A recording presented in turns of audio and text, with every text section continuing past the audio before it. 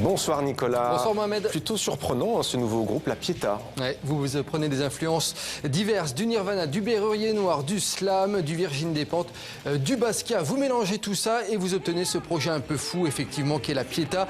Du punk électro avec des influences grunge à surtout savourer sur scène, regardez. C'est simple, un soir à la folie. C'est simple, un soir à la folie. Alors on est là comme de villes d'après-guerre, comme de ports d'après-tempête, comme de boulevards Barbès, comme de mélodrames, de séries télé, de films hollywoodiens qui finissent mal, mais qui pourraient... Il faut savoir que c'est l'un des coups de cœur du groupe français Chaka Ponk.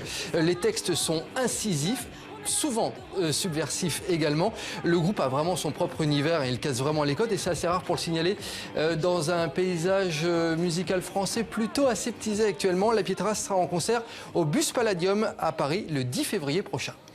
C'est sans aucun doute, Nicolas, l'un des cadeaux les plus offerts lors des fêtes de fin d'année, notamment à Noël. Le parfum, eh bien, il n'aura plus de secret bientôt puisqu'il y a un musée qui lui est dédié. Un tout nouveau musée. Alors il y avait déjà un musée du parfum Fragonard dans le 9e arrondissement qui existait.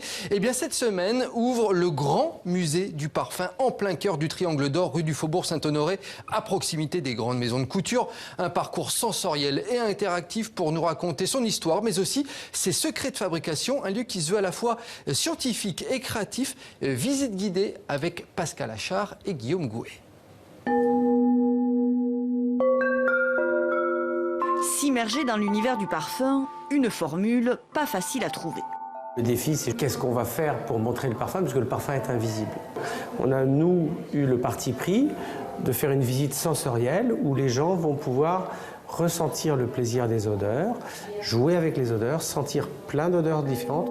Ce nouveau lieu remonte le temps jusqu'aux sources de la parfumerie, dans l'Égypte des pharaons, pour nous faire sentir le plus ancien parfum connu, le kifi, offrande aux dieux et aux pharaons avant d'être destiné au commun des mortels. Le kifi était ce qu'on appelait un parfum sacerdote. Les parfums sacerdotes, ce sont des parfums qui étaient préparés par les prêtres, qui étaient finalement les premiers parfumeurs, et qui, dans les laboratoires, à l'entrée des pyramides, préparaient donc tous ces parfums qui n'étaient pas destinés à sentir bon sur un plan esthétique, mais qui avaient des symboliques et des fonctions également thérapeutiques. Les parfumeurs sont également à l'honneur. Une partie du musée célèbre leur savoir-faire. Et on va pouvoir sentir avec quels principaux ingrédients un parfumeur compose un parfum. Le visiteur peut aussi, dans le jardin des senteurs, s'imprégner du pouvoir extraordinaire de cet objet de séduction. Magie des odeurs, qui parle directement à la partie la plus intuitive du cerveau, la partie limbique, siège de toutes les émotions, pour évoquer immédiatement le souvenir d'un instant ou d'une personne.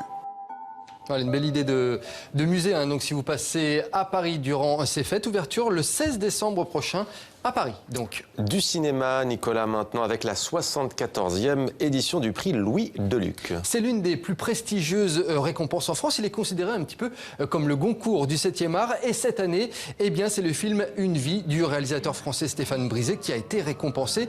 Une adaptation à l'écran de la nouvelle de Maupassant, l'histoire d'une femme confrontée à son mari violent. Un film d'époque porté par les superbes performances des comédiens Judith Chemla et Jean-Pierre Daroussin. Et puis, on va terminer avec un mot toujours de cinéma concernant le film Sausage Party. Vous savez, c'est ce dessin animé sorti récemment qui a créé un début de polémique en France en raison de ses nombreuses scènes de sexe. Bien, des associations françaises demandaient l'interdiction de ce film au moins de 16 ans en France. Donc, l'affaire a été portée devant les tribunaux et la justice leur a donné tort. Le dessin animé restera donc dans les salles françaises uniquement interdit aux moins de 12 ans. Pour rappel, aux États-Unis, il est interdit aux moins de 17 ans. Voilà qui est dit. C'était Demander le programme. Merci beaucoup Nicolas pour cette chronique.